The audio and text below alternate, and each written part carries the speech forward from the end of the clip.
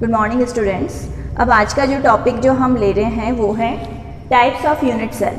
और कल जो मैंने वीडियो पोस्ट किया था उसमें मैंने आप लोगों को बताया था about define of unit cell, define of crystal lattice क्या होता है, कैरेक्टराइजेशन या उनके जो मेन पॉइंट्स हैं वो क्या होते हैं, ये सब हम कल वाले वीडियो में आपको मैं ऑलरेडी पोस्ट कर चुकी हूँ। अब उससे आगे बढ़ते हैं हम लोग और टाइप्स ऑफ यूनिट सेल है वो आज हम पढ़ते हैं।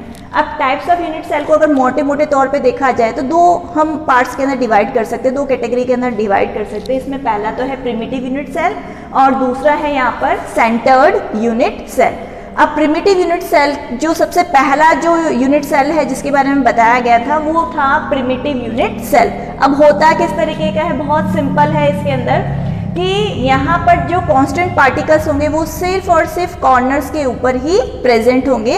अब जैसे यहाँ पर मैंने एक डायग्राम भी बना रखा है, इस डायग्राम के अंदर सिर्फ और सिर्फ कांस्टेंट पार्टिकल्स हैं वो कहाँ प्रेजेंट है, यहाँ पर कॉर्नर्स के ऊपर ही प्रेजेंट है।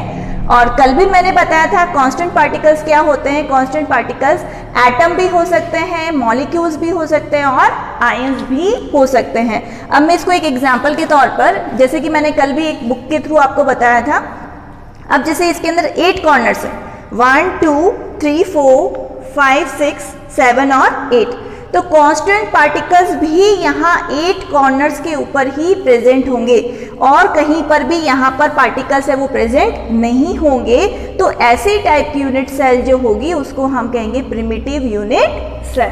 तो जिसमें सिर्फ यहाँ पर कॉर्नर्स के ऊपर कांस्टेंट पार्टिकल्स हैं वो कहलाएगा प्रिमिटिव यूनिट सेल। अब उसके बाद में हम आगे बढ़ते हैं, यहाँ पर नेक्स्ट आता है centred unit cell. Centred unit cell को हम 3 पार्ट्स में है वो डिवाइड कर सकते हैं। अब सबसे पहला है यहाँ पर body centred unit cell. Body centred नाम से पता चल रहा है कि यहाँ पर कॉर्नर्स पे तो प्रेजेंट होंगे, मैंने शॉर्ट में लिख रखा है कॉर्नर्स पर तो यहाँ पर प्रेजेंट होंगे, बट अलोंग विथ कॉर्नर्स यहाँ पर एक कांस्टेंट पार्टिकल्स और भी प्रेजेंट होगा। वो प्रेजेंट होगा सेंटर ऑफ द बॉडी, मतलब जो पूरी यूनिट सेल है उसके सेंटर में जाकर एक कांस्टेंट पार्टिकल्स है वो प्रेजेंट होगा वहां पर। जैसे कि अभी इससे वापस हम समझते हैं कि जैसे ये मेरे पास बुक है तो यहाँ पर 8 वही कॉर्नर्स आ गए, तो 8 पार्टिकल्स तो यहाँ पर कॉर्नर्स पर हो गए और एक इस पूरी यूनिट सेल है उसके सेंटर में यहाँ पर अगर प्रेजेंट हो तो उसको हम क्या कहेंगे, वहां पर बॉडी सेंटर्ड यूनिट सेल है वो कहेंगे। अब उसके बाद में नेक्स्ट आता है यहाँ पर फेस सेंटर्ड। अब पहले मैं बता देती हूँ कि भाई फेस हम कैसे यहाँ पर देखेंगे। जैसे मेरे पास में ये बुक है और इसी को थोड़ी देर के लिए हम यूनिट सेल है वो मान लेते हैं।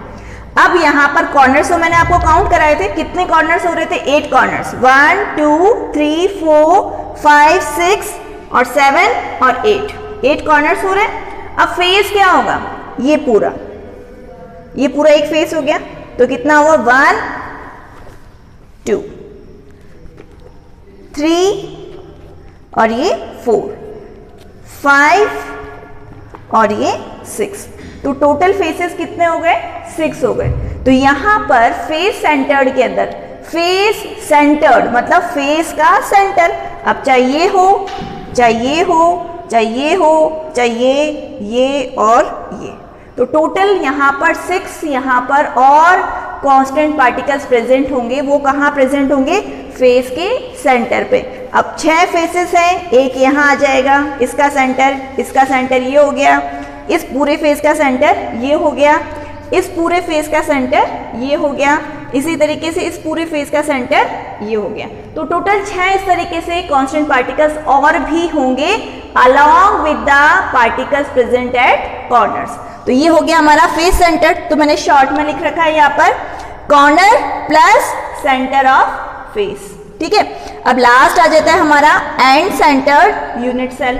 अब एंड सेंटर्ड यूनिट सेल के अंदर पार्टिकल्स कॉर्नर्स पे होंगे, साथ ही साथ 2 फेसेस, 2 अपोजिट फेसेस, जैसे ये और ये एक दूसरे का अपोजिट हो गया, ये और ये एक दूसरे का अपोजिट हो गया, ये और इसके नेक्स्ट वाला इसका अपोजिट हो गया।